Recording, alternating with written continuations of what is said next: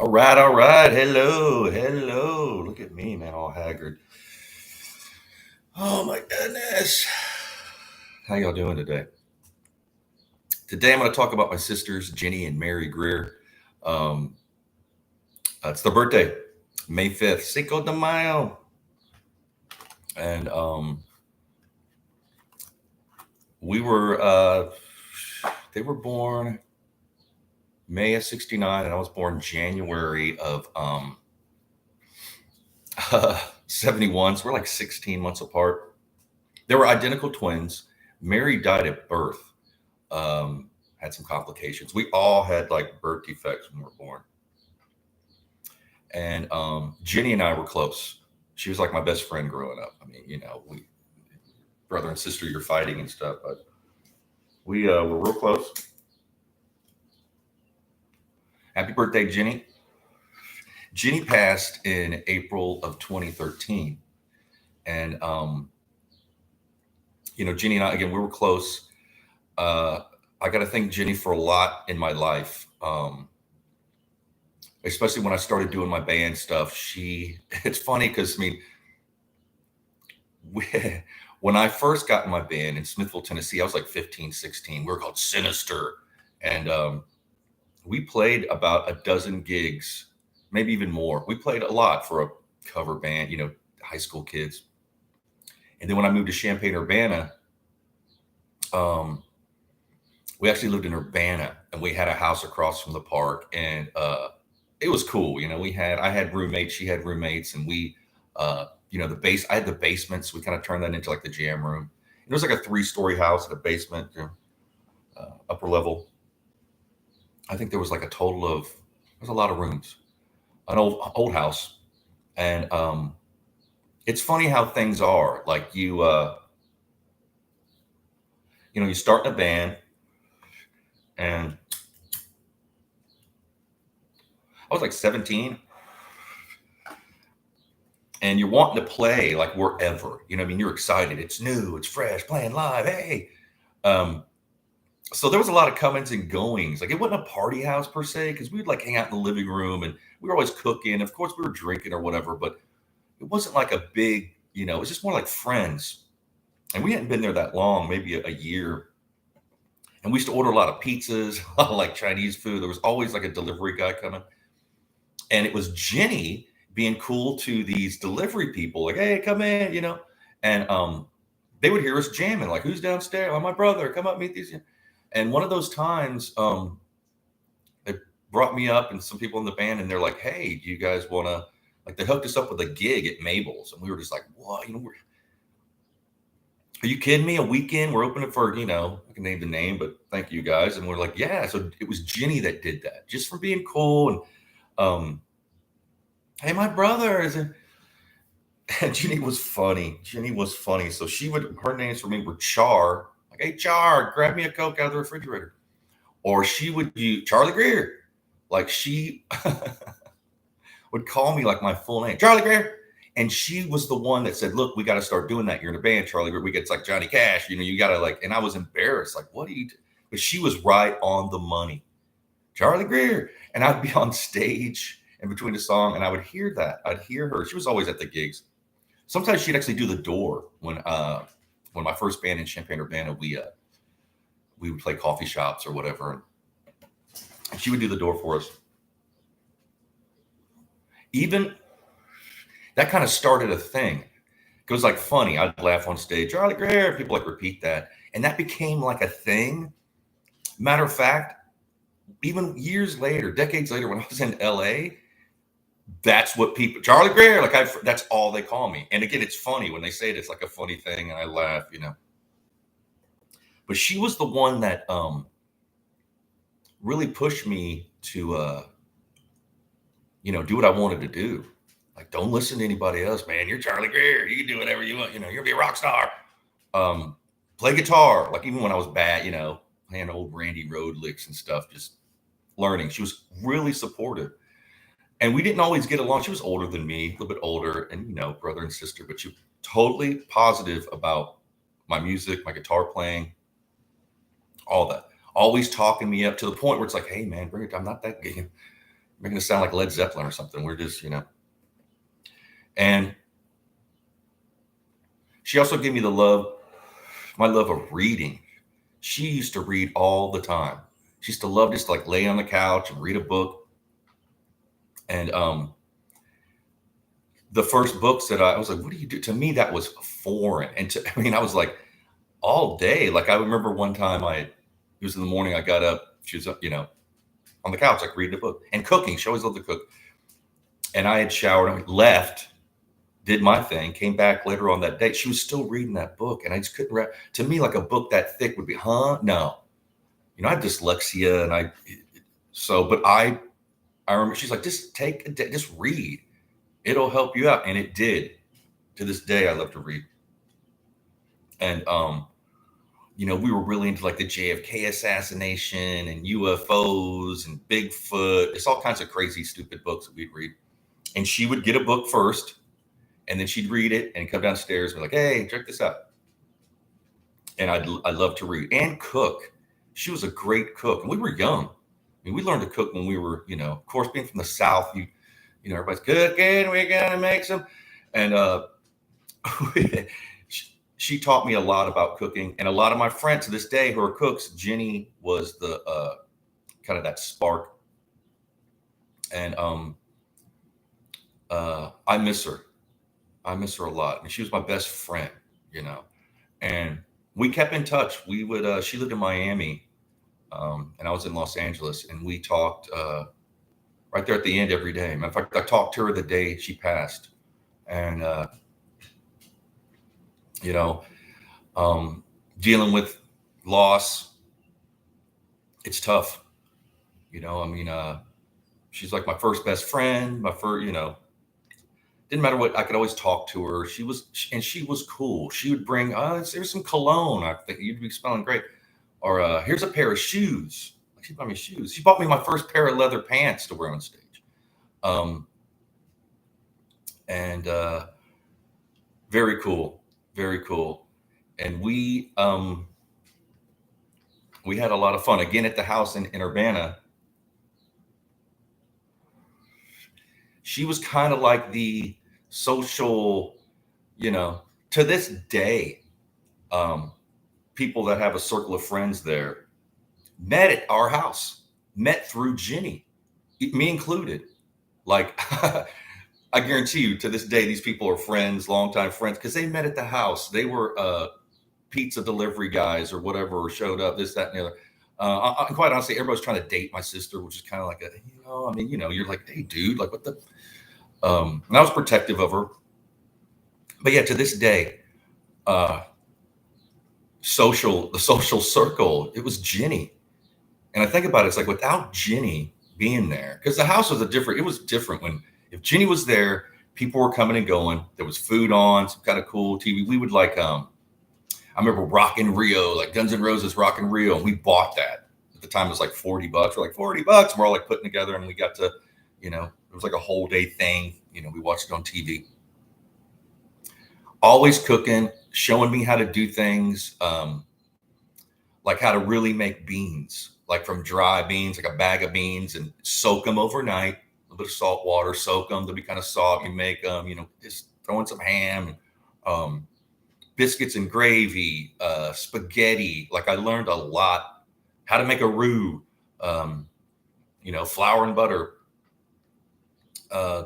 grilling out. Like Jenny was smart. She was too smart for her own good sometimes, but she wasn't having it if I was down or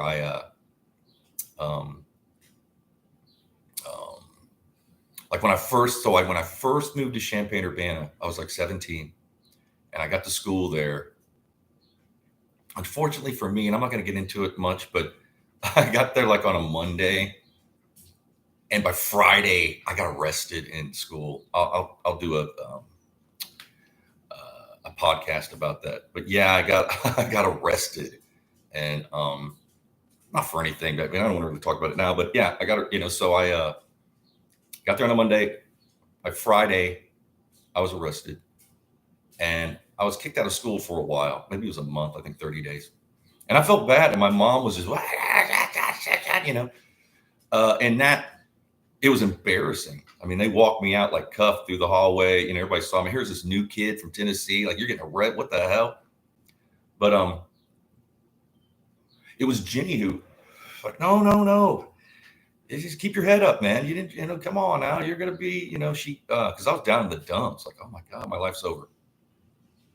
And, no, when you go back, you're going to be like James Dean. Everybody's going to, hey, look at it that way, And she was right. Like, she's like, play into it, Hey, you're giving lemons, make lemonade. And that's another thing I learned from my sister Jeannie. It's just like, just do what you're going to do. If you got, just roll with it, strut and say, hey, have that swagger. Jenny had swagger. And so I got, out of school for like, I think it was 30 days. And I go back and sure enough, people were like, oh, who's this guy? And I wanted to get in a band, and there were some school bands in I was going to Urbana High. And there were some bands. Matter of fact, I was surprised. They were good bands. These are kids, man. These are teenagers. And so I tried. I went to I remember the first, I forgot the name of the band, but the first I was 17, and I drove out to audition. And I mean, they were good bands, but they still didn't have, I'd already been gigging. I'd started as a bass player. Because how I got in the band, you need a bass player. So I played guitar. So I was like, and they had to tell me it's the first 4 strings, and they let me borrow a bass, and I, started playing bass. And then how I started singing was the singer we had wouldn't show up. And we rehearsed in Dowtown, Tennessee, even smaller than my town, in a barn. This guy it was his band. His family had a barn, so we rehearsed in there. And the singer wouldn't show up, so I would, why don't you, just do it. You can sing. So I would sing. We're doing cover Don't Tell Me You Love Me by Night Ranger and, Mr. Crowley. Don't tell me you love me. And they were like, damn, dude, you're better than what's his name? And I forgot the singer's name, but he wouldn't, so I would, eventually that turned into, we started gigging. I did a few songs. So by the time I got to Champaign-Urbana, I actually had a little bit more. I mean, we played the VFW hall. We played fairgrounds. My first gig was a big fairground in Dowtown. I played in front of a lot of the first gig right off the bat, like a big, it was a fairground. And we were a shitty cover band. We were just, it's like 86, I think it was. Yeah, the summer of 86. So by the time I moved to Champaign, I had some experience. Even though these bands were good, they had never gigged. Like, they hadn't had the experience that I had. So I'm in school after I get, Jenny's just like, oh yeah, you're going to do this, that, and the other. Just go up to, because honestly, I'm kind of a shy, quiet person, unless I have a beard in me or something. Like when I was growing up, I was shy, quiet.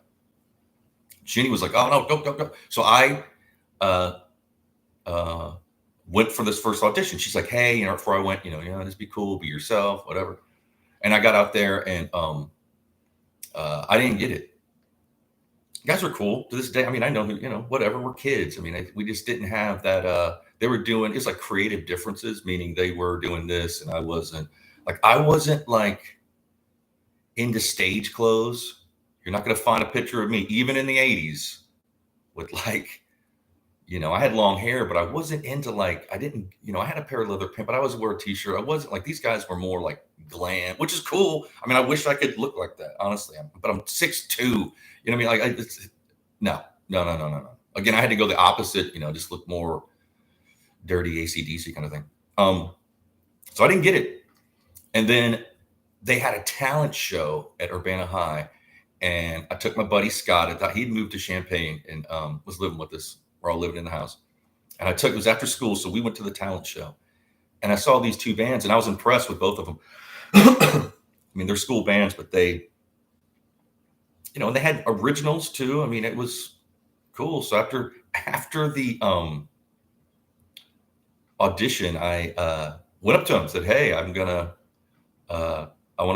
I want to be, I'm a singer. You guys need a singer? And they were absolutely, you know what? We're losing. The one band was like, we're losing our singer. Maybe you can try out. And I go home and Jenny's like, I told you, see, you just got to go out there and grab it, take what you want, And I was not like, man, I don't even want to do it. So these guys had enough wherewithal that these bands, they rented a little warehouse, like, it was like a garage door, kind of like storage thing they rehearsed out of. And it was, I don't know when it was, but it was like, hey, after school, you're going to audition.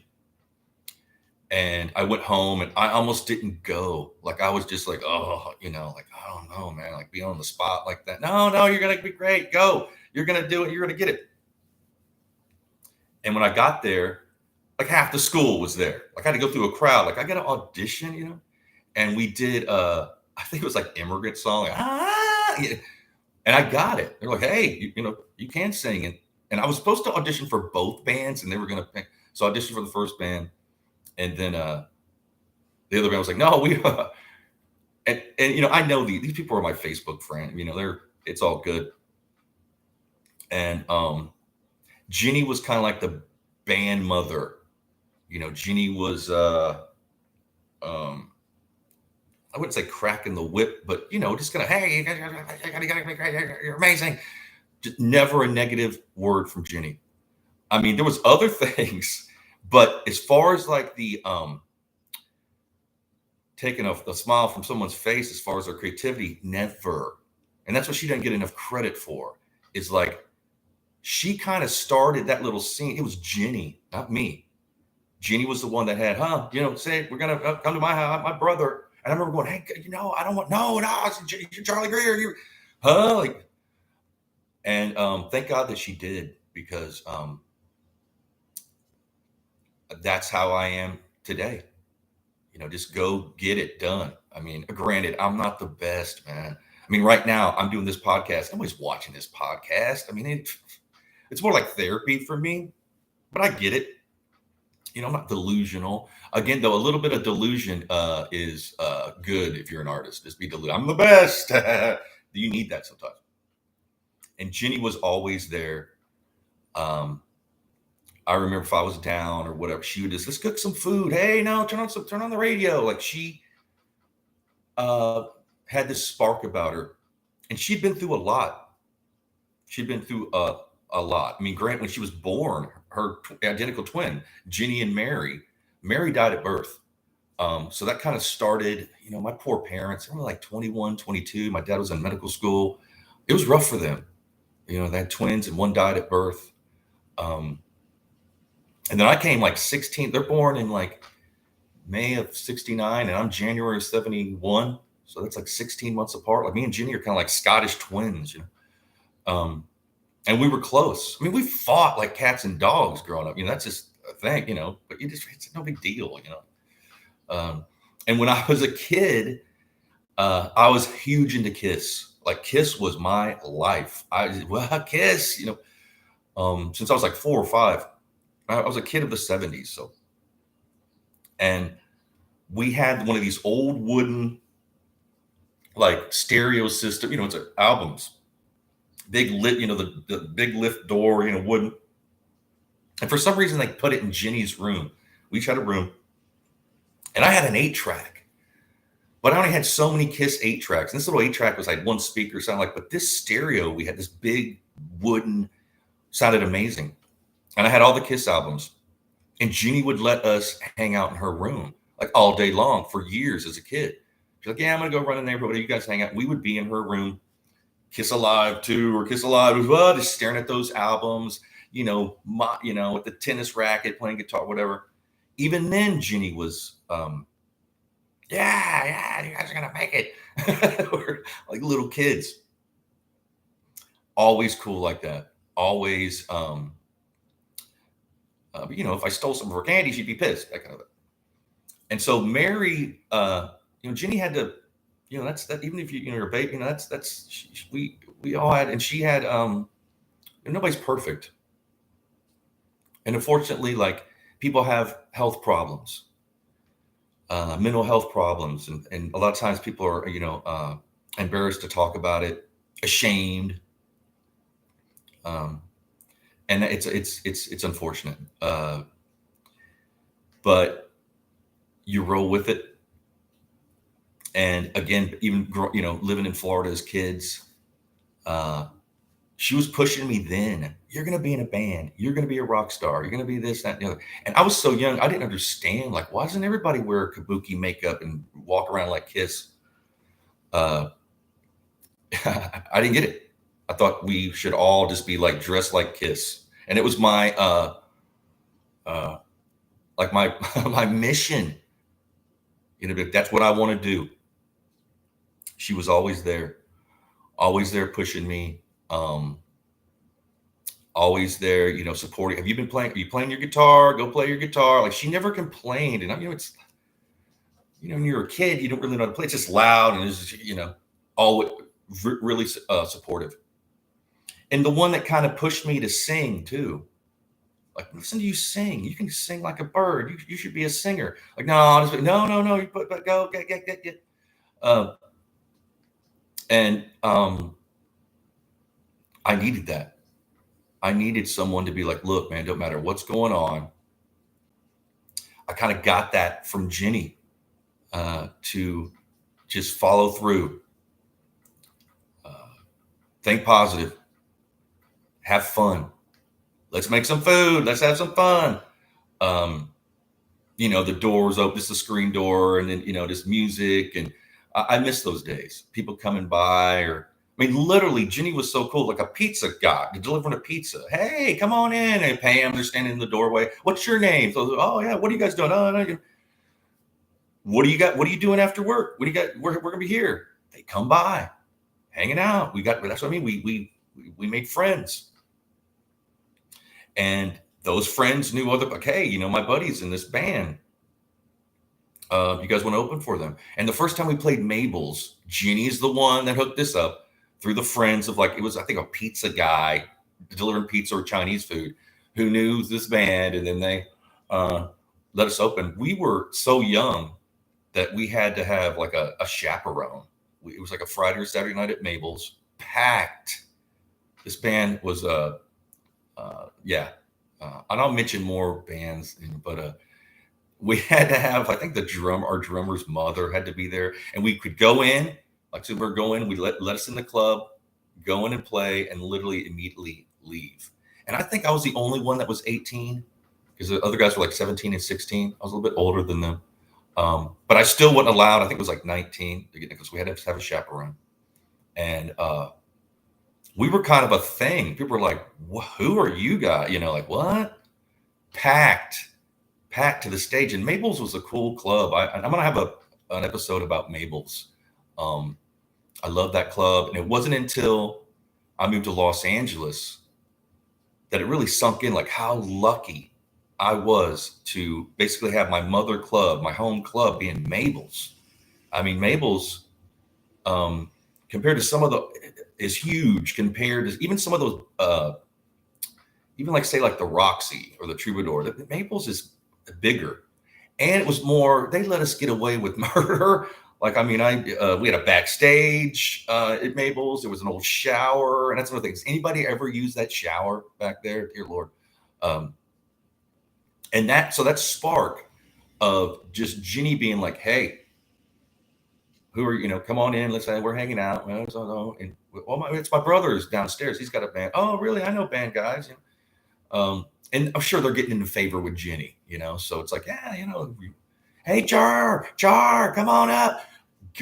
This guy here, you guys want to play Friday night? Yeah. Like, huh? Just then you get all nervous. Like, call this number. I'll call the guy, just okay. Hey, are you sure? Can you go, can you be embarrassing if you're not? And then from there, because we're pretty good cover band. Actually, we were doing some originals. The guitarist in the band had written some originals, and so we had like a mixture of originals. But it was Ginny who got that ball rolling. I don't know. We could have probably did it on our own. And also that circle of friends, these people met through her at our house. It wasn't me. It was Ginny. Ginny was the one who was like, get getting people basically married, setting people, huh, no, so say, huh. And just fun. Like Jenny would like, hey, look, get me up in the morning. Come on, we're going to garage sales. Like garage sales? Are you kidding? And then we would find like the coolest stuff.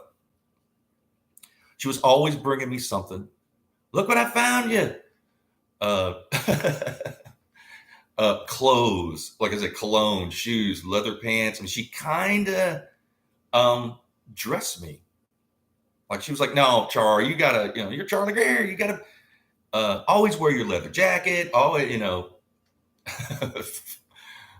yeah. I got to give her props.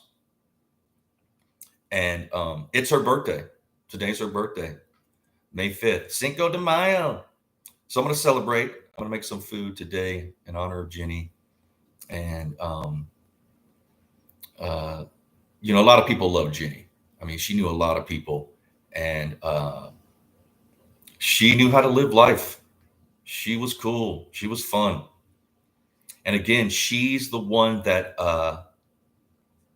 got that kind of going for me. I mean, I was doing my thing, but I wasn't. Again, these things that happen in life that are so quick, like serendipity or whatever. Like, okay, a pizza man showed up. We just got to know, kind of friendly. We'd always let him in the house, standing around. How you doing? What's your name? By the 5th or 10th, because we're always ordering pizza and Chinese food and Italian beef and falafel, whatever. We were just, we were all foodies, so we're ordering food. And she taught me that too. Like, hey, you never know. Like, be cool to people. Like, just that's how you network. It doesn't have to be all like, okay, this, then that. No. Just, okay, what? No, say, oh, hey, come on up. Well, you guys want to play? I remember coming upstairs and then being like, you mean we're going to pay? Because Mabel's this weekend? Yeah, we want to do it. And being so excited. And then the reality sinks in and you're kind of scared, like, oh, huh? And then once we played, then all these, oh, you guys are so young and you're good. And then we started playing. We started playing a lot. I mean, everywhere. Frat houses, sororities. We played the some U of I like parade. Like we'd Channing Murray, even the Blind Pig. And where else? Bowling alley, wherever we could play. We did. And Jenny was the one that sparked that off for me and us. Again, like I say, this circle of people know each other. And I'm sure they could have met. And granted, it's the same town. Eventually they might have met and whatever. But that group, it was at our house. And it was Jenny, who was just like networking and this, that, and the other. And so, again, thanks for listening to me. If you want to support the channel, please like, share, subscribe. In the description, there's Zelle. You can support the channel through Zelle. And I appreciate it. I'm going to be doing this every day. Every day I'm doing this. And a lot of the stuff that I talked about today, I'm going to break it down. Like I'm going to do an episode on Mabel's. I'm going to do an episode on Champaign-Urbana. I'm going to break it all up. But I thought I would talk about my sister today, or my sisters. So happy birthday, Jenny and Mary. I love you. And y'all take care. Be blessed. Cheers.